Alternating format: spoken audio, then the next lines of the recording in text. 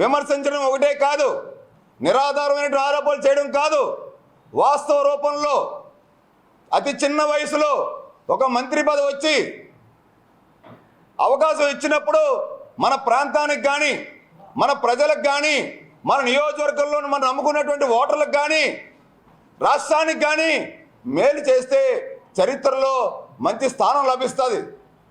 మరి అమర్ వైసీపీ అధ్యక్షుడిగా ఉండేటప్పుడు రైల్వే జోన్ కోసం పాదయాత్ర చేశాడు, రోడ్ల మీద ఫోటోల కోసం స్నానాలు చేశాడు, ఒక మహానటుడిని మైమర్పించాడు అమర్. నిన్న ప్రెస్ మీట్లో కూడా నాకు చూస్తే మహానటుడు కనిపించాడు అమర్లో. దేవుడి గురించి, దేవుడిలో జగన్ గురించి చెప్తా ఉన్నాడు. రైల్వే జోన్ గురించి జనవరి 2వ తారీఖున ప్రభుత్వం లెటర్ ఇస్తుందండి.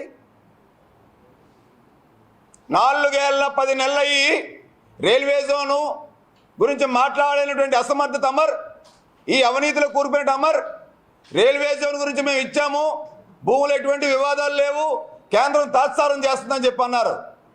సాక్షాత్తు కేంద్ర మంత్రి మాకు 53 ఎకరాల భూమి అప్పచెప్పిన వెంటనే వారం రోజుల్లో మేము శంకుస్థాపన చేస్తా ఉన్నారు. ఆ భూమి ఎక్కడదండి? ముడసొల్లావా, సర్వే నెంబర్ పాతది 26 అండి. Water catchment area. Water catchment ఏరియాలో ఎక్కడ నిర్మాణ పనులు చేపట్టచ్చా?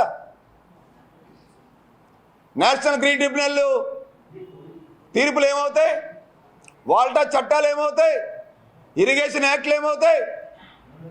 ఇందిరాగాంధీ గారి హయాంలో గిరిజనులకి అక్కడ పట్టాలు ఇచ్చారు, వాళ్ళు సాగు చేసుకుంటున్నారు, వాటి మీద ఆధారపడి బతుకుతూ ఉన్నారు.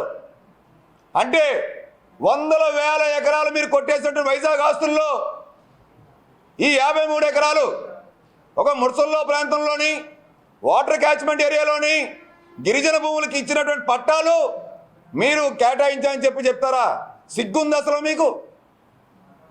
మీరు దోచుకున్న భూముల్లో కనీసం 20వ వంతు కూడా కాదు కదా రైల్వే జోన్కి ఇవ్వాల్సిన భూమి. అటువంటిది రైల్వే జోన్ భూమిని మీరు ఎందుకు ఇవ్వట్లేదు? మీకు చిత్తశుద్ధి లేదు. రైల్వే జోన్ వస్తే ఉత్తరాంధ్ర వాసులకి కొన్ని వేల మందికి ఉపాధి అవకాశాలు వస్తాయి, రైలు రవాణా వ్యవస్థ బాగుపడుతుంది, కొత్తగా రైల్వే లైన్లు వస్తాయి, తద్వారా బోల్డ్ మంది ఉపయోగపడతారు, ఉపాధి అవకాశాలు వస్తాయి. ఇవెక్కడా లేవు.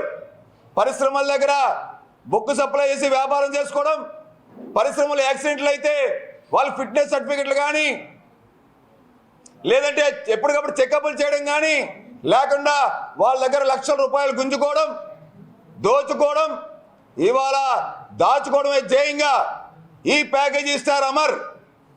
పవన్ కళ్యాణ్ గారు నుంచి ఎప్పుడు మాట్లాడుతుంటే ఈ ప్యాకేజీ ఇస్తారు అమర్. తలరాత జగన్మోహన్ రెడ్డి మార్చారు. అమర్కి రాజకీయ సన్యాసం తీసుకోవడమే. ఇప్పటికే విశాఖను ఐటీ హబ్గా తీర్చిద్దామని చెప్పి అధోపాతాలను నెట్టేసినటువంటి అమర్ ఈ అమర్ చేసినటువంటి వ్యవహారాల పైన, ఈ అమర్ బినామీ ఉన్నటువంటి బొడ్డేటి ప్రసాద్ పైన సిబిఐ విచారణ జరిపించాలి. వీళ్ళ పైన సిబిఐ విచారణ జరిపిస్తే జీవితకాలం జైల్లో ఉండేటువంటి వ్యక్తులు వీళ్ళు దోచుకున్నది, వీళ్ళు చేసింది, అన్యాయం చేసింది ప్రాంతానికి. వీళ్ళు నిన్న అక్కడ ప్రకటనలు పలుకుతూ ఉన్నారు.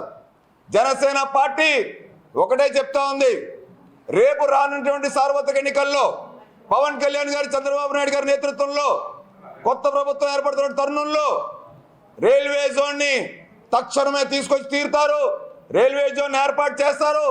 వీళ్ళు దోచుకున్నదంతా కూడా కక్కిస్తారు. అమర్ మీద సిబిఐ విచారణ జరిపేంత వరకు కూడా న్యాయపరంగా జనసేన పార్టీ పోరాటం చేస్తుందని కూడా తెలియజేస్తూ ఉన్నాం.